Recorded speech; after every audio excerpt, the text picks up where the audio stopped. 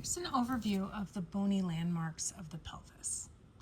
So the first thing is the pelvis is divided into 3 bones. The ilium, which is this big flat bone. You can also see this way. Boop.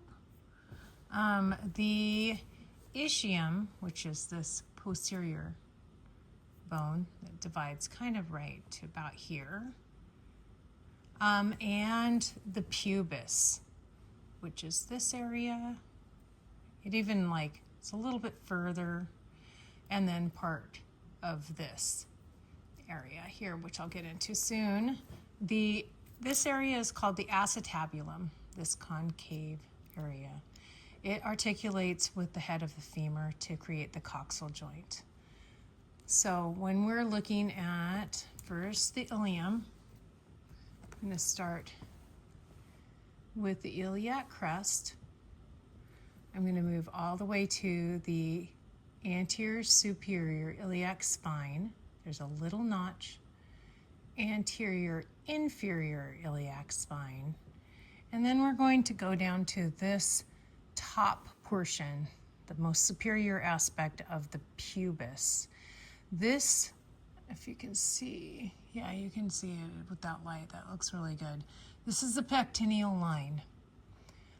Superior to the pectineal line is this bridge, which is called a rami. Also, this is called the pelvic or the pubic crest.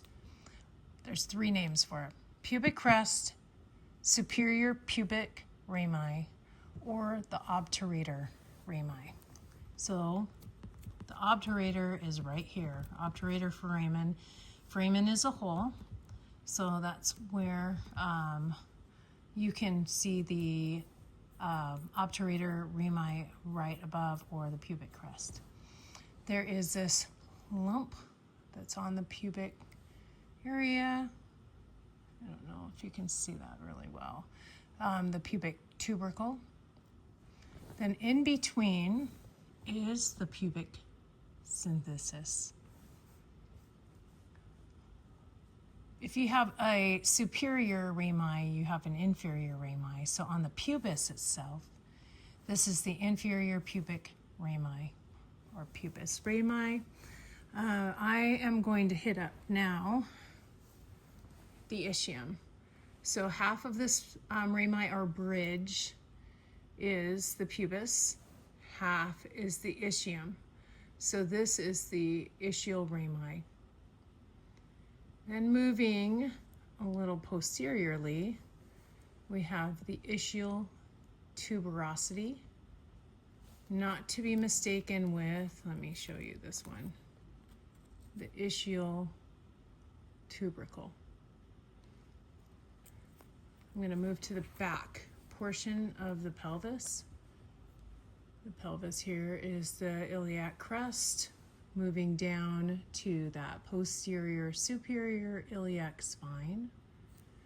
Little divot, posterior inferior iliac spine. And then there's this giant notch, and it's called the greater sciatic notch. So think of that sciatic nerve and what kind of allowance that must have. And then again, I went through, this was the tubercle of the ischium.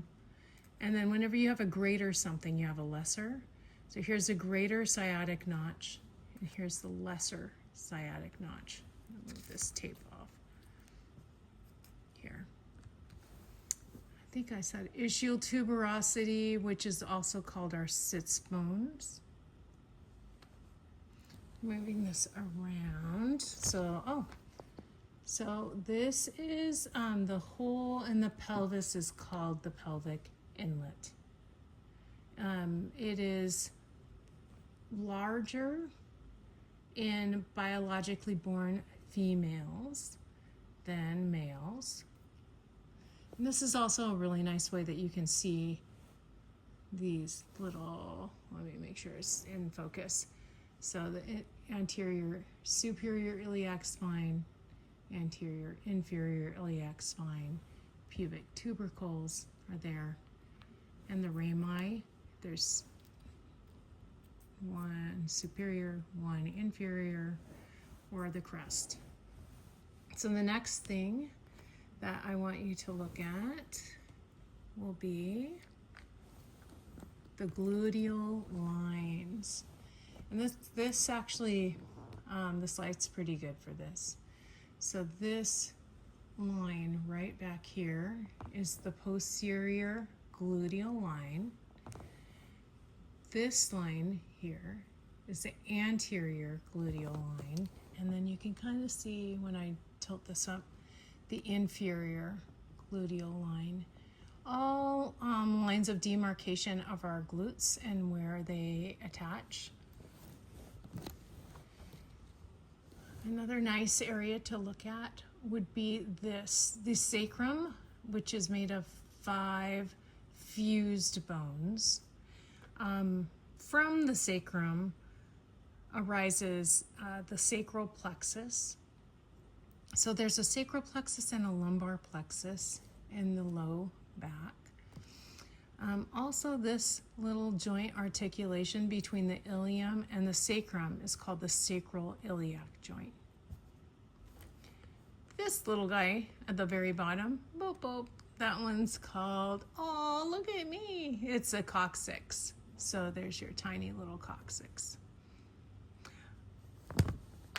Oops, almost broke it. I hope that was helpful.